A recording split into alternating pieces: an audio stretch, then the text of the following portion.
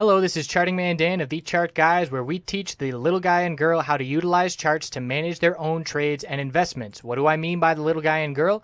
Well, we just had two directives signed halting the implementation of a rule that requires financial advisors to act in the best interests of their client. Let that sink in a little bit.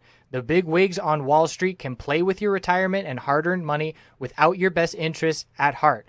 We currently have hundreds of members taking charge of their financial future, and we would love for you to come check out a free week with no credit card required to see if our services would be beneficial on your path to financial independence as well. What we offer, we have a separate course of over 5 hours in length on when to enter and exit positions. And in terms of what we do daily, we have nightly videos, key levels updated each morning before the bell, 2.5 hours of live daily webcam coverage in the morning and in the afternoon, and over 7 hours of educational videos. All of these links can be found in the description of this video. Come check us out. Thanks for watching. Let's get on to the technical analysis. Hello friends, checking in on the semiconductor sector, looking at AMD MU and NVDA on the daily and the weekly time frame. Starting with NVDA, we have a very clear resistance level to be watching now, and that's always nice when it's pretty much staring you right in the face. Can't miss it. 110 is the resistance level to be watching. We have tops at 109.96, 110 on the dot, 109.89, and we did fill the gap here at 109.99. And here's another top at 110.01, so it's very clear that there's a lot of price action around this level. 109.91, 109.81, so just under that 110 psychological level. In the past 2 months, we have seen this price come into play time and time again. So the bulls have to get over 110 to be looking at 111.80. Have been keeping an eye out for the potential of this being a cup and handle pattern. And we have the left side of the cup here and our pullback. Our right side of the cup is lower than the left side. We then saw healthy consolidation, and now it's up to the bulls to show up, break above 111.80, and see a breakout on the daily time frame. That's a potential pattern setting up. We have to see follow through over 110 early this coming week.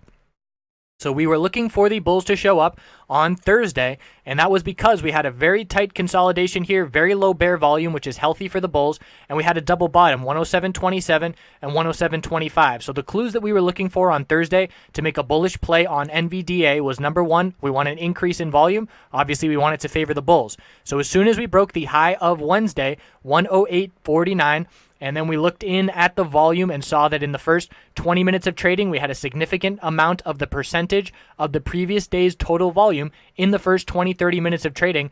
That let us know that the bulls had momentum, and we got that nice move to the upside. It was a nice day trade for the bulls on Thursday. So in terms of support from here, that 107.25 is a must hold to keep the bulls in control. And we also have support at 108.40 from this indecision candlestick on Friday. It's an inside bar on the daily time frame, and a break of 109.89. We can anticipate a break of 110 is very likely. And if we get a break of 108.40, we are heading back down towards the mid 107s. So utilizing the range on Friday on this inside bar candlestick will certainly be useful on Monday.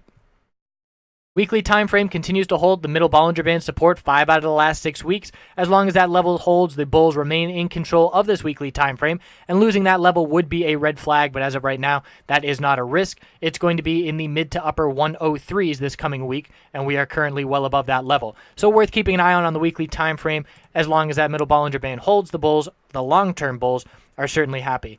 AMD, nice recovery, and we had a very tight range with our high, low, lower high, higher low, lower high, higher low, and we did see that gap down, which almost ruined that pattern, but the close of that level did hold the bulls in that tight range, and you can see just how tight these candlesticks got inside bar on Wednesday, leading to upside on Thursday with that bull break, and we saw a nice little uptick in bull volume on Thursday, but the close at the high of the day gave the momentum favoring the bulls, and we saw that big time follow through on Friday, where we did get up towards the highest price we've seen in a month. So the resistance levels to be watching on AMD, we did break 1468, but we couldn't get over this upper Bollinger Band on the daily. So we did reject from that daily upper Bollinger Band, and that's going to be a resistance level to keep watching into this coming week. The all-time high for AMD is up at 1555, so there's not many resistance levels from where we currently stand up to that level.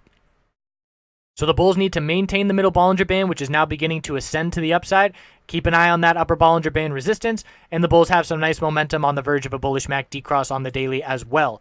The weekly time frame shows that strength continuing to hold the exponential moving average supports. We've seen some nice consolidation over the past couple of weeks.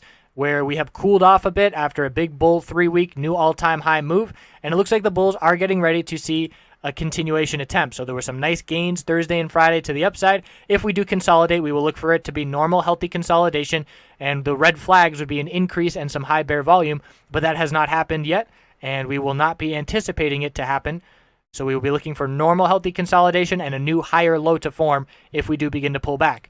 MU also seeing some nice follow through, but a very different end of the day. And that close at the low of the day favors momentum for the bears. So we did have a clear break. The only resistance level we were looking at in the short term was the highest price we've seen of 29.87. As soon as we broke over 29.18, that was a good sign for the bulls. But this is a bearish candlestick with that upper wick of profit taking, close at the low of the day, and the must hold support level in the short term for MU is 28.35 and 28.33, a bit of a double bottom from Wednesday and Thursday. And if we lose that level, 28.07 must hold, or we start filling this gap to the downside. So it's worth watching MU for a potential short play, but we would have to take out these support levels before being confident as we head down towards filling that gap. So only a couple resistance levels here, 29.36, 29.87, and the weekly time frame shows that strength, still in breakout mode, above the upper Bollinger Band of 28.56. As long as the bulls close above that level, they do remain strong, and this is a very bullish uptrend, keeping in mind that MU has previous price history resistance levels where AMD and NVDA are at all-time highs, so we can see everything on their 1-year weekly time frame that we need to. We have to zoom out on MU to be looking at the resistance levels from where we are coming from, and we had a price all the way up at $36, so we're still well below those levels. Plenty of resistance levels to be watching on the weekly time frame for MU. So a little bit of bearish momentum. We'll be keeping an eye on a potential bear play if we do take out these supports. I appreciate you watching. Have a great rest of your weekend.